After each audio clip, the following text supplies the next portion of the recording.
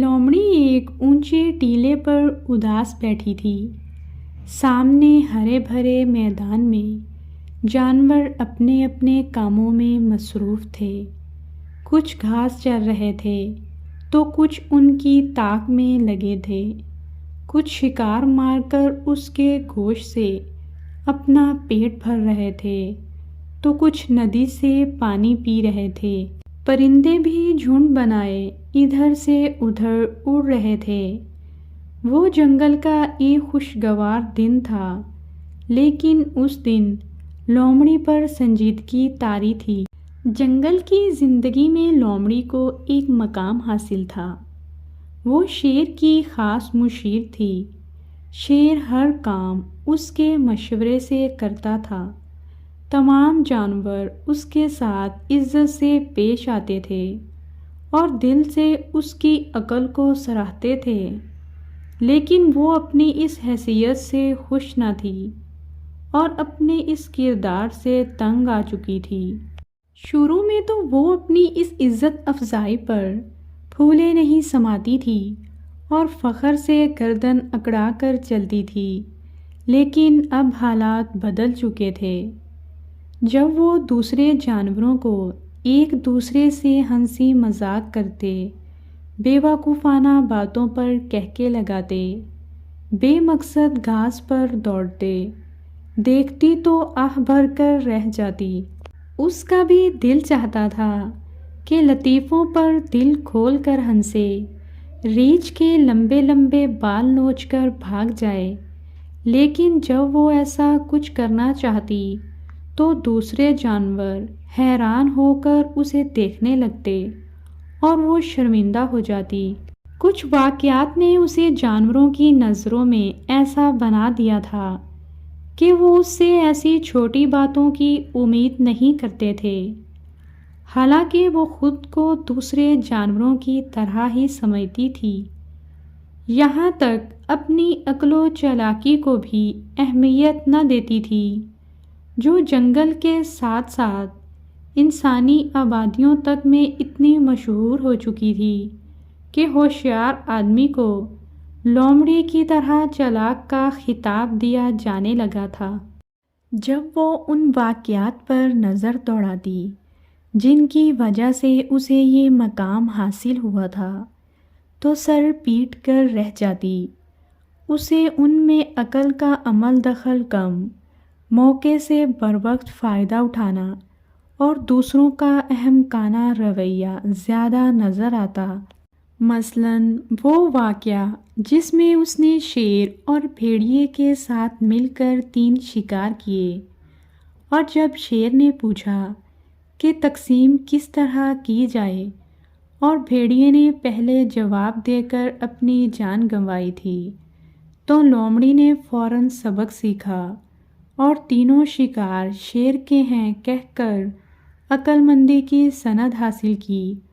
حالانکہ اگر یہ سوال شیر پہلے اس سے پوچھ لیتا تو وہ بھی بھیڑیے والا جواب دیتی۔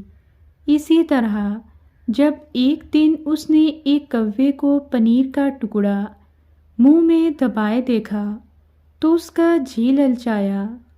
یہاں اس نے محض کوے کی خوشامد ہی کی تھی، اب وہ کوا ہی اتنا بے وقوف تھا کہ ذرا سی تعریف پر پھولے نہیں سمایا، اور پنیر کا ٹکڑا لومڑی نے مزے لے لے کر کھایا۔ چند واقعات ایسے بھی تھے جن میں اس نے منہ کی کھائی، لیکن وہاں کسی جانور کے نہ ہونے کی وجہ سے اس کی عزت بنی رہی۔ جب وہ ایک دن انگور کے باغ میں گئی اور پکے ہوئے انگوروں کو دیکھ کر اس کے منہ میں پانی بھر آیا تو اس نے بہت کوشش کی کہ کسی طرح انگور حاصل کر سکے، لیکن ناکام رہی۔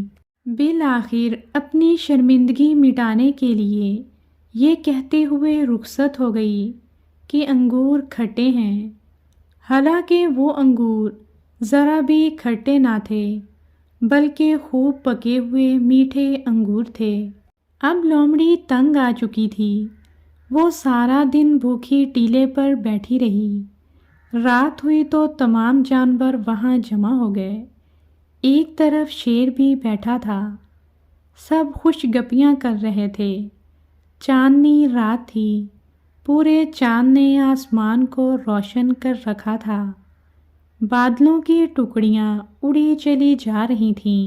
بھیڑیے کچھ بے چین تھے، وہ بار بار گردن اوپر کر کے بھیانک آوازیں نکالتے۔